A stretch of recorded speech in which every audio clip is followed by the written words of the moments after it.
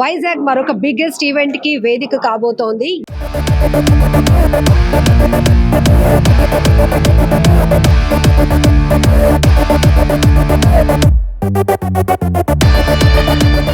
ఒకేసారి 110 మంది సెలబ్రిటీలు విశాఖలో సందడి చేయబోతున్నారు.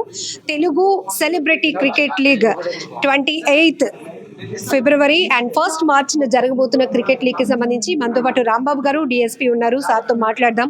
ఎందుకంటే సెలబ్రిటీలు, పొలిటీషియన్స్, అలానే పోలీస్ డిపార్ట్మెంట్, కార్పొరేట్ సెక్టర్ నుంచి, టీవీ సీరియల్స్ నుంచి, ఇట్లా అన్ని రంగాల నుంచి 6 టీంలు పార్టిసిపేట్ చేస్తూ 2 రోజుల పాటు విశాఖలో చాలా గ్రాండ్ గా ఈ ఈవెంట్ అయితే జరగబోతోంది. క్రికెట్ జరగబోతోంది. చాలా బ్యూటిఫుల్ గా, జనరల్ గానే వైజాగ్ చాలా బ్యూటిఫుల్ సిటీ.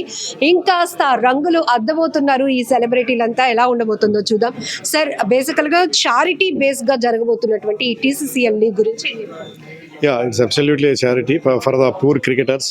పూర్ విలేజెస్ లోంచి ఎవరైతే మరీ పేదరికంలో ఉన్న వాళ్ళని ఐడెంటిఫై చేయమని చెప్పి కాన్స్టిట్యున్సీలు చెప్పడం జరిగింది. వాళ్ళ సహాయార్థం ఇలా రకరకాల ఎలిమెంట్స్ తోటి బాధపడుతున్న వాళ్ళకి వీళ్ళందరికీ మనం చేయూతనివ్వడానికి కార్యక్రమం.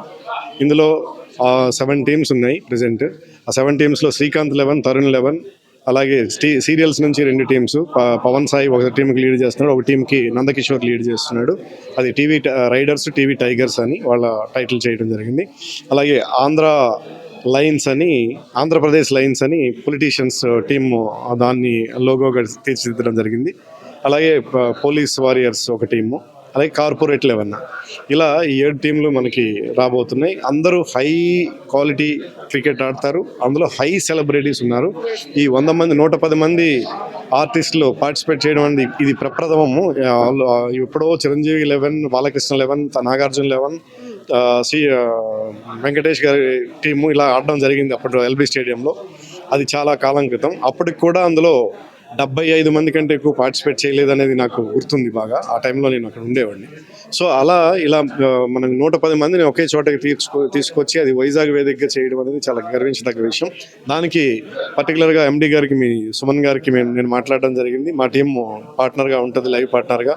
థ్యాంక్ యూ అని చెప్పడం జరిగింది. అందుకని సుమన్ టీవీ యాజమాన్యానికి ప్రత్యేక ధన్యవాదాలు. అలాగే బిగ్ టీవీ విజయ్ గారికి కానీ, TV5 మూర్తి గారికి కానీ, అలాగే జీ తెలుగు భరత్ గారికి కానీ, అట్లా మెగా9 అభినవ్ గారికి కానీ, వీళ్ళందరూ చెప్పిన వెంటనే ముందుకొచ్చి, మహా న్యూస్ వంశీ గారు కానీ, ఇక విఆర్కే న్యూస్ కానీ, వీళ్ళందరూ చాలా కోఆపరేట్ చేసి దీన్ని హ్యూజ్ స్థాయికి తీసుకెళ్తున్న దాంట్లో ప్రముఖ పాత్ర పోషిస్తున్నారు మీరందరూ. మీకు అందరికీ ప్రత్యేక ధన్యవాదాలు. అందుకే మీకు అందరికి కూడా ప్రత్యేక క్యాబిన్ ఇస్తున్నాం. ప్రత్యేకంగా ఫ్రీ పాసెస్ మీకు ఎన్ని కావాలంటే అన్ని పత్రికా సోదరులందరికీ ఇస్తాం.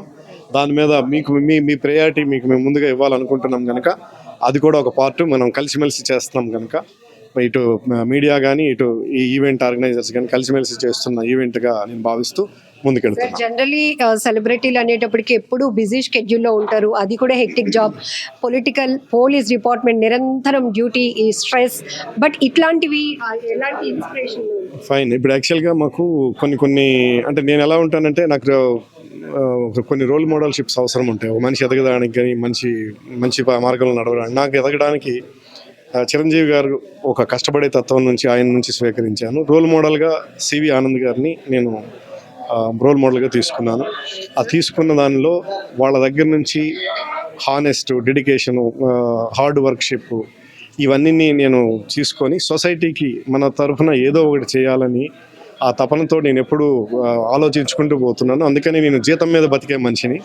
నాకు ఇంకా వేరే అవగేషన్స్ లేవు కనుక ఇలాంటి కార్యక్రమాల్లో పాల్పంచుకుంటే అది గవర్నమెంట్స్కి మనం భరోసా ఉండాలి. గవర్నమెంట్ నుంచి మనం ఏమి తీసుకున్నాం అనేది తక్కువ చేస్తే, మనం గవర్నమెంట్కి ఏం చేస్తున్నాం అనే దానిలో, సొసైటీకి ఏం చేస్తున్నాం అనే దాంట్లో ముందంచు ఉండాలన్నది నా ఎప్పటి నుంచో చిన్నప్పటి నుంచి ఆకాంక్ష. అది ఇలా ఒక ప్లాట్ఫామ్స్ అన్నీ ఇలా ఒక్కొక్కటి నాకు మైండ్కి ఆలోచన వచ్చినవన్నీ సొసైటీకి, గవర్నమెంట్కి ఏ రోజైనా కష్టాల్లో ఉన్నప్పుడు మనం డెఫినెట్గా నిలబడాలి, మనం అందరం భరోసాగా ఉండాలని ఆ విధంగా నేను ఆలోచిస్తున్నాను. ఆ రోల్ మోడల్షిప్స్ ఇలా వర్కౌట్ అవుతున్నాయి.